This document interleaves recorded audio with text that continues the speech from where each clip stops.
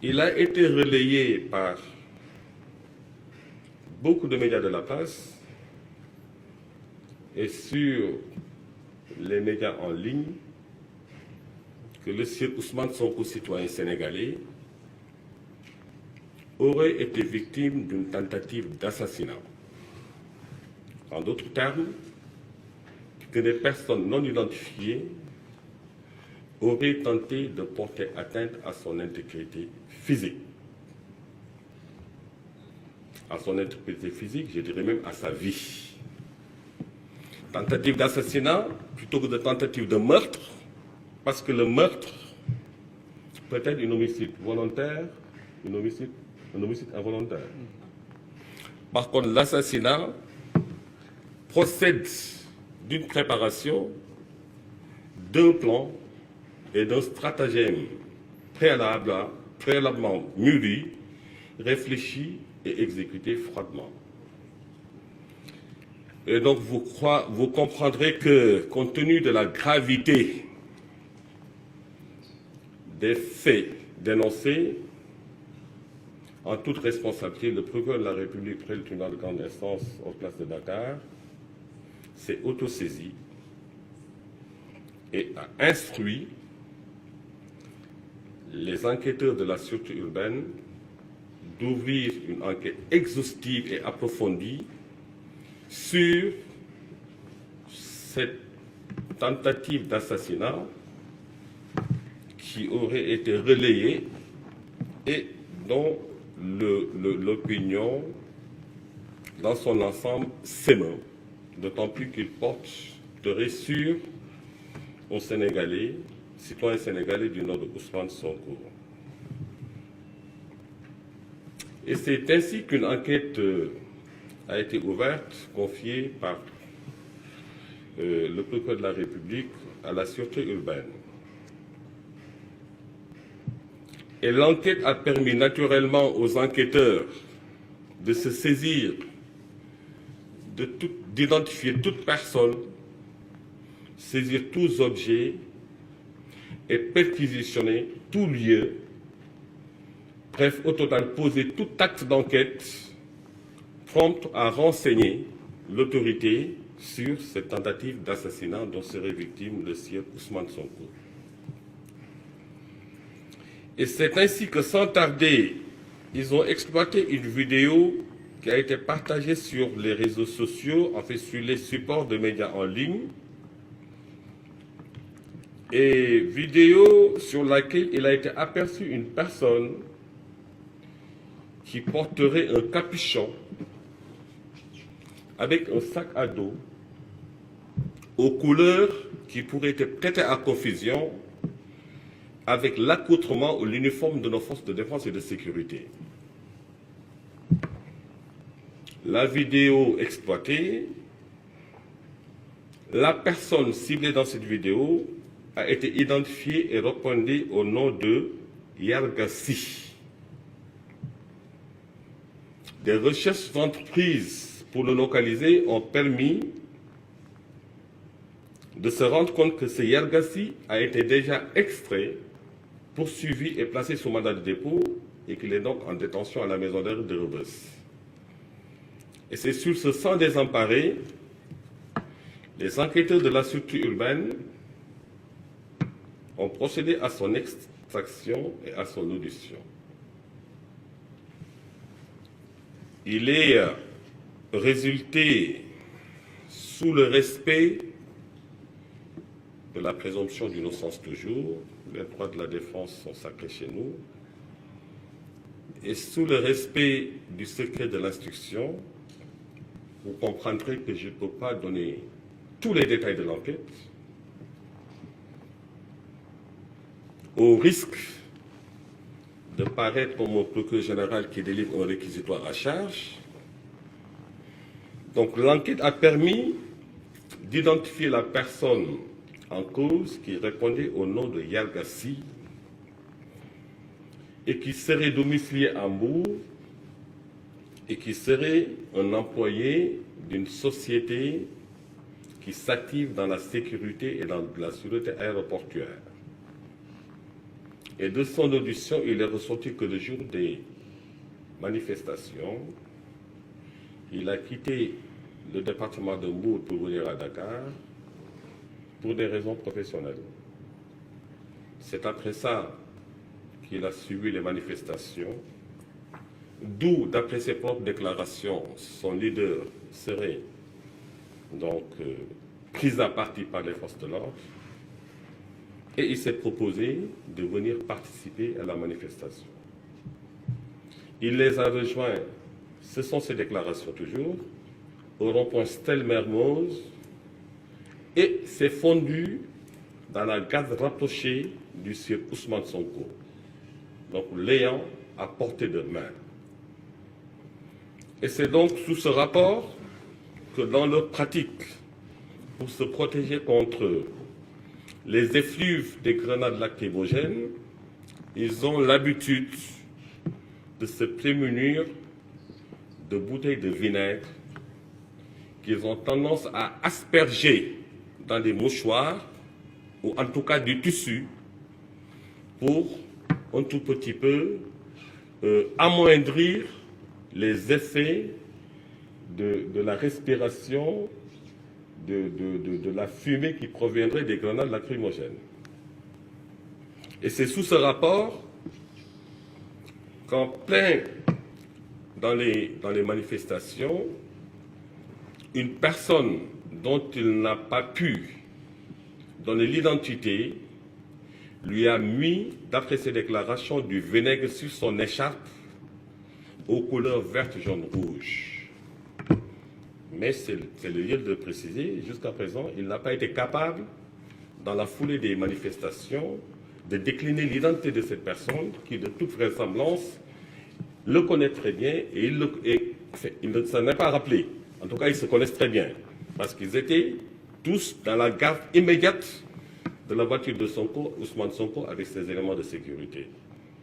Et donc, ce camarade de parti, comme il l'appelle, lui a aspergé du vinaigre sur son écharpe et en a même aspergé à une dame qu'il a pu identifier et qui s'appellerait Maïmouna Bousso, pour aider toujours cette dernière à se prémunir contre les effets des gaz lacrymogènes.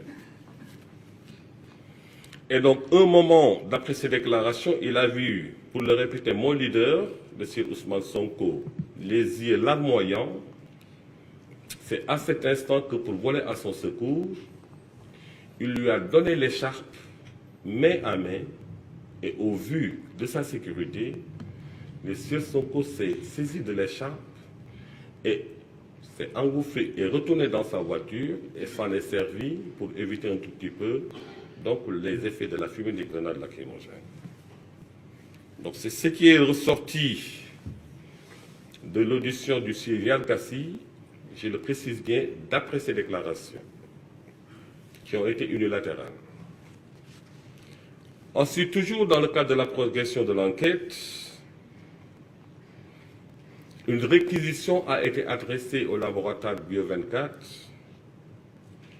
où des prélèvements auraient été demandés sur la nature du produit qui aurait été versé sur cette écharpe et dont l'utilisation par le sieur Ousmane Sonko aurait altéré sa santé. Toujours dans le cadre de l'affaire de la tentative d'assassinat, je le précise. Et donc, à Bio24, résultat négatif, aucun tissu, aucune pièce contenant un quelconque liquide ne leur a été produite en vue de prélèvement pour identifier la nature du produit contenu dans ce liquide. Après ça, on s'est dit, ben écoute, l'enquête s'est intéressée au corps médical qui a eu à examiner le sieur Ousmane Sonko.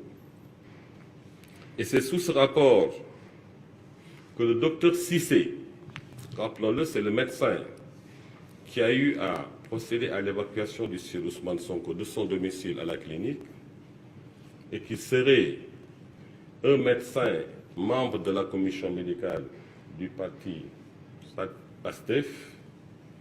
Ce docteur Cissé a été évacué, a été interrogé, entendu sur des pathologies du sieur Ousmane Sonko Et il a été formel en disant que son intervention s'est juste limitée à sa demande à prendre le Sir Ousmane Sonko de son domicile à la clinique Souma et sur instruction du docteur Niang de l'installer à la suite qui est au deuxième étage. Quid des pathologies dont souffrirait le Sir Ousmane Sonko? Le docteur Cissé, qui a été le premier à être en contact avec le Sir Ousmane Sonko, a été péremptoire en disant qu'il n'a pris aucun acte médical sur le Sir Ousmane Sonko. Est-ce que vous lui avez prescrit un traitement? Je n'ai pris aucun acte médical, ni en termes de consultation, ni en termes d'analyse, encore moins en termes de traitement. Et donc, c'est toujours dans ce cadre que le docteur Diallo, toujours membre de Souma Assistance, a été entendu, et lui aussi, négatif. Il a laissé entendre qu'il n'a posé aucun acte médical sur la personne de Ousmane Sonko. Quid de son évacuation? Il a été effectivement évacué à la clinique Souma à la suite qui est au deuxième étage, mais aucun acte médical en termes de prescription ou de traitement n'a été prodigué à Ousmane Sonko. Et il nous a précisé qu'il aurait été préférable de vous adresser au docteur Niang, qui lui-même, depuis Médina Ndiadbé où il se trouvait, rappelons-le, gère personnellement le patient Ousmane Sonko et défend à tout autre sachant de rentrer dans la suite où le Sir Ousmane Sonko a été hospitalisé. Docteur Cissé l'a réitéré, je ne peux poser aucun acte médical parce que je n'avais pas accès aux patients sur instruction du docteur Niang. Docteur aussi Diallo l'a précisé, je ne peux poser aucun acte médical parce que je n'avais pas accès à la clinique où était hospitalisé le Sir Ousmane Sonko sur instruction du docteur Niang. Et sur ce coup, l'enquête s'est orientée vers docteur Aminata Françoise Bangola, qui était de permanence le jour de l'arrivée de Ousmane Sonko à la clinique. Même réponse. Déjà, docteur Bangola n'est pas habilité à exercer parce qu'elle n'est pas inscrite à l'ordre des médecins, quoiqu'elle a soutenu sa thèse. Alors, et quoiqu'elle a soutenu sa thèse, et interrogée sur son inscription sur le tableau de l'ordre des médecins, elle a précisé qu'elle n'était pas inscrite à l'ordre sur le tableau de l'ordre des médecins, donc passible de poursuite pour exercice illégal de la médecine. Et là, M. le procureur de la République, fort opportunément, vient de m'apprendre que l'ordre des médecins a inscrit le docteur Aminata Françoise Bangola sur le tableau de l'ordre au titre de l'année 2023. Et lui leur a demandé le numéro d'inscription. On vient ensemble de tomber sur l'information. Mais il est clair, avéré et constant qu'au moment où l'enquête a été dirigée, ce docteur Aminata Françoise Bangola n'était pas inscrit sur le tableau de l'ordre des médecins. Donc vous constatez avec moi qu'on vient d'apprendre l'information et on appréciera. Et tous ces médecins, même le docteur Niang, était unanime à nous dire qu'on ne pouvait pas l'approcher parce que le patient Ousmane Sonko était suivi par un groupe de spécialistes. Et donc, en toute opinion de notre traité, l'enquête s'est orientée vers Madame Mam Awandoy, qui est docteur et qui est membre de la commission médicale du parti dit PASTEF, qui serait passée à 2 reprises à la clinique pour voir le patient Ousmane Sonko. Et cette dernière entendue nous a laissé entendre plutôt, qu'elle est certes médecin, qu'elle est certes inscrite sur le tableau de l'ordre des médecins, qu'elle est certes membre de la commission médicale du parti PASTEF, mais elle n'a posé aucun acte médical sur le patient Ousmane Sonko. Tout au plus, en fonction des situations, elle s'avère à prêter main forte sur les éventuels blessés et même les éventuels malades qui seraient leurs militants, et son office se résume comme tel. Interrogée sur les raisons de sa présence à la clinique, elle a déclaré « Je suis venu voir Ousmane Sonko, pas en tant que médecin traitant, mais en tant que membre du parti PASTEF. Et mon statut de médecin m'a permis de me faciliter l'accès à sa suite au deuxième étage pour le consulter. »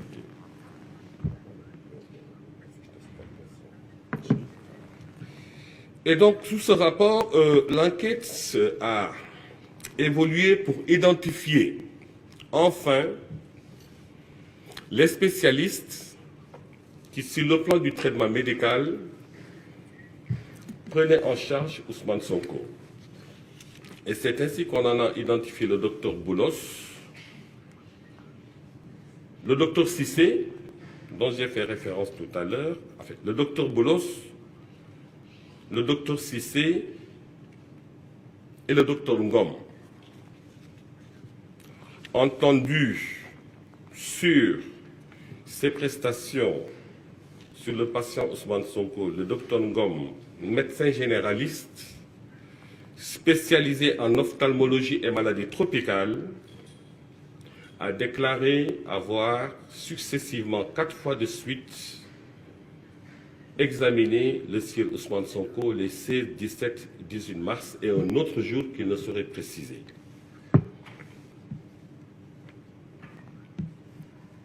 Médecin ophtalmologiste et spécialiste des maladies tropicales. À la question de savoir de quelle pathologie souffrirait Ousmane Sonko, parce qu'on est en train de mener une enquête pour des faits tentatives d'assassinat, le docteur Ngom nous oppose que le secret médical ne lui permet pas de nous dire de quoi souffrait le sieur Ousmane Sonko. À la question de savoir quelle prescription vous lui avez prodiguée par rapport à cette pathologie, le docteur Ngom opposa aux enquêteurs un niet catégorique pour le dire. Le secret médical me défend de vous dire la prescription dont il a eu droit au nom du serment d'Hippocrate.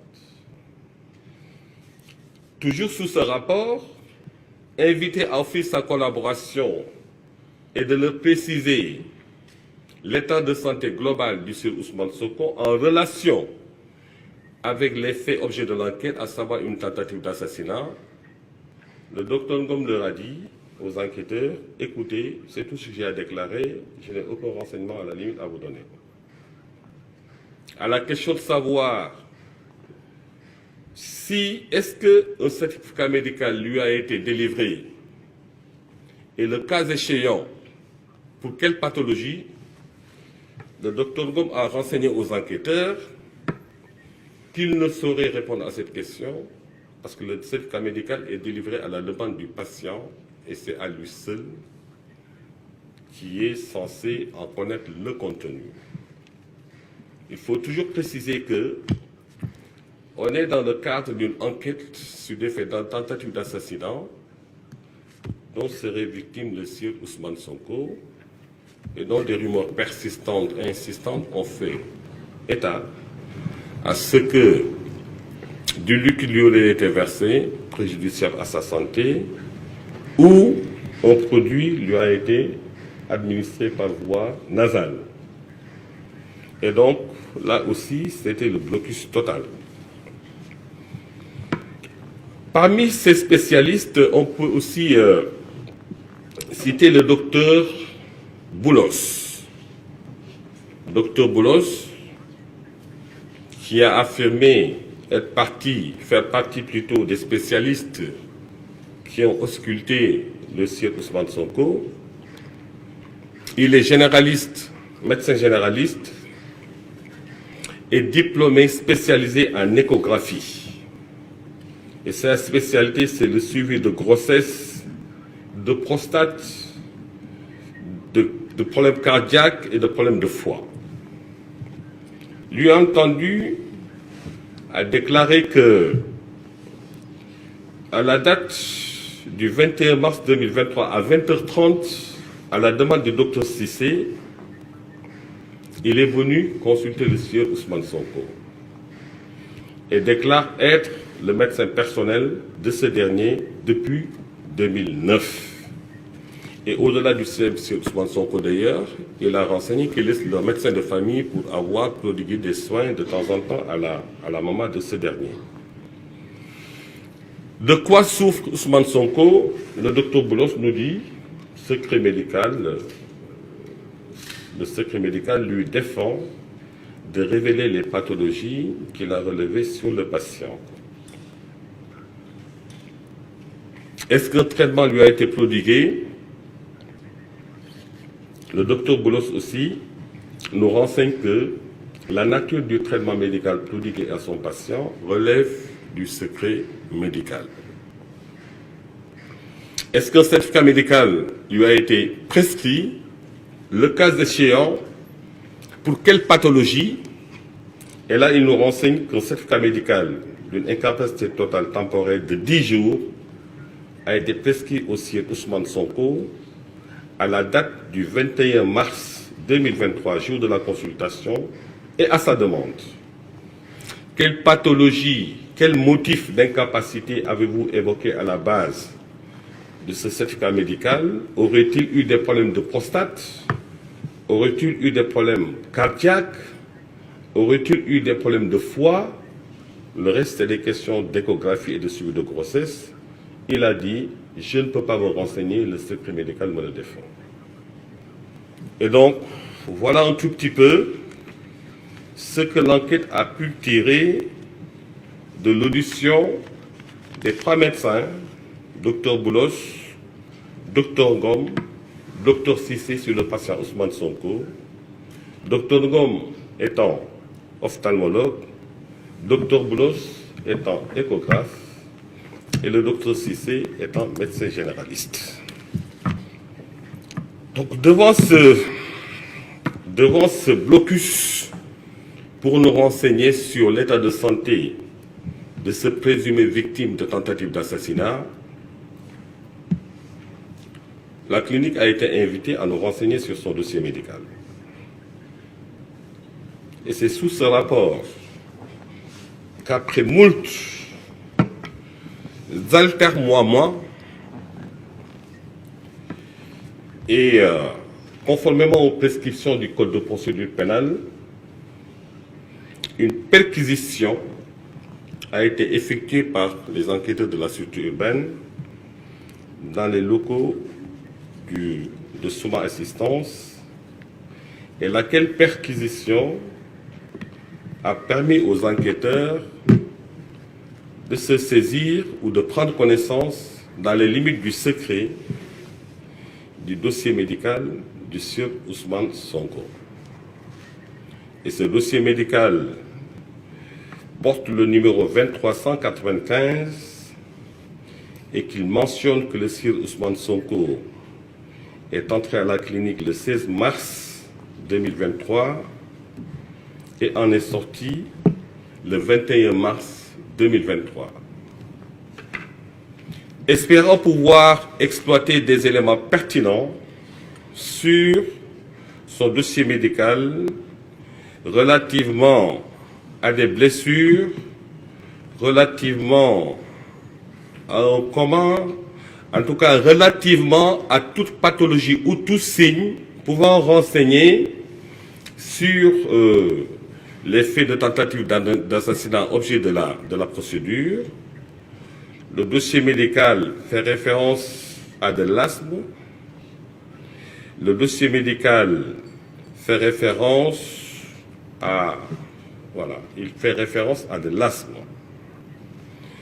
Et donc, sur l'intitulé, et dans ce dossier médical, il est à relever que le seul élément constitutif du dossier sur lequel les enquêteurs s'étaient déportés pour se renseigner sur l'état de santé ou la condition physique du Sir Ousmane Sonko, parce que rappelons-le, l'idée était de savoir si effectivement Ousmane Sonko a été victime d'une tentative d'assassinat, soit par atteinte à son intégrité physique, soit par atteinte à son intégrité sanitaire. Et jusqu'à présent, malgré toutes les diligences effectuées par les enquêteurs, aucune réponse n'a pas été médicalement établie d'une quelconque pathologie dont souffrirait le Sir Ousmane Sonko, qui, rappelons-le, est entré en clinique le 16 mars et est sorti le 21 mars. Et donc je disais tantôt que son dossier médical compulsé par les enquêteurs recelait un seul élément de dossier, à savoir une facture numéro H23 /000185 du 21 mars 2023 portant son nom et sous l'enseigne Soins Assistance.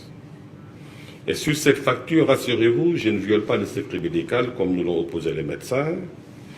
Il est mentionné désignation hôtellerie chambre catégorie CH1, prix unitaire 100 000 francs, quantité nombre de nuitées 6, prix total 600 000.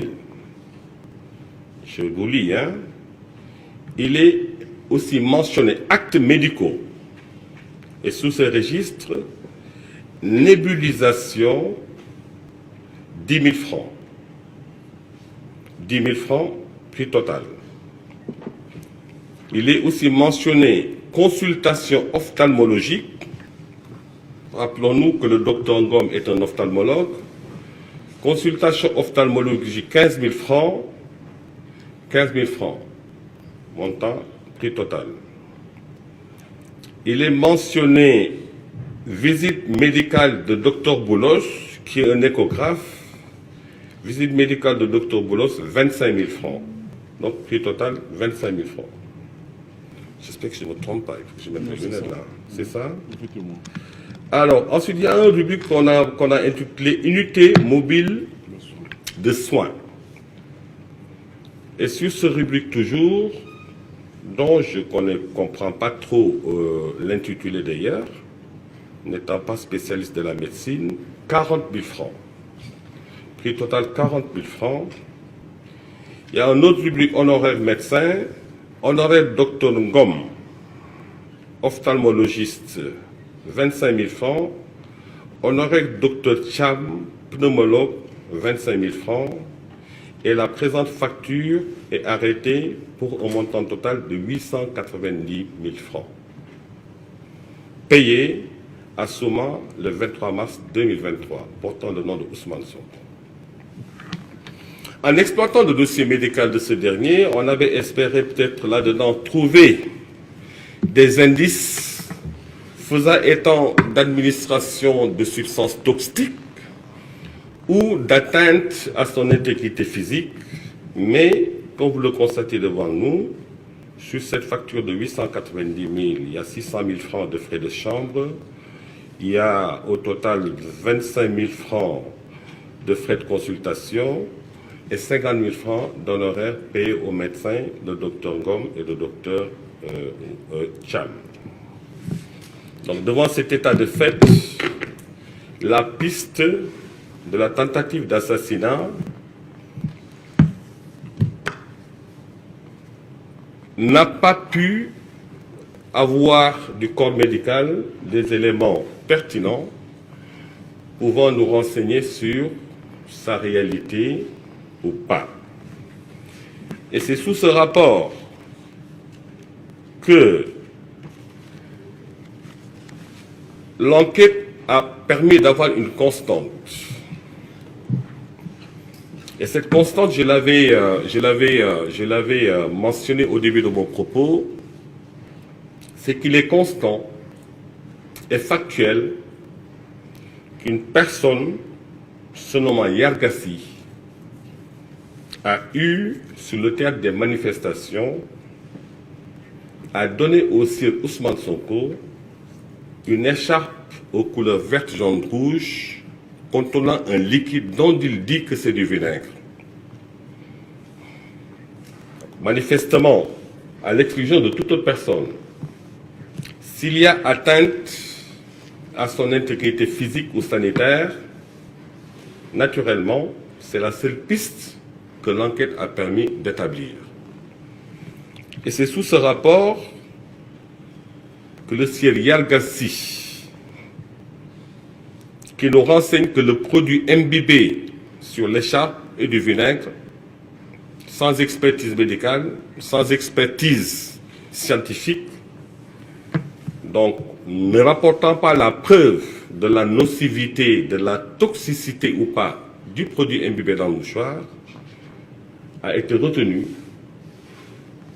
dans les liens de la détention pour des faits présumés d'homicide involontaire, de tentative d'assassinat, d'administration de substances nuisibles à la santé, et donc il est en instance de déferment.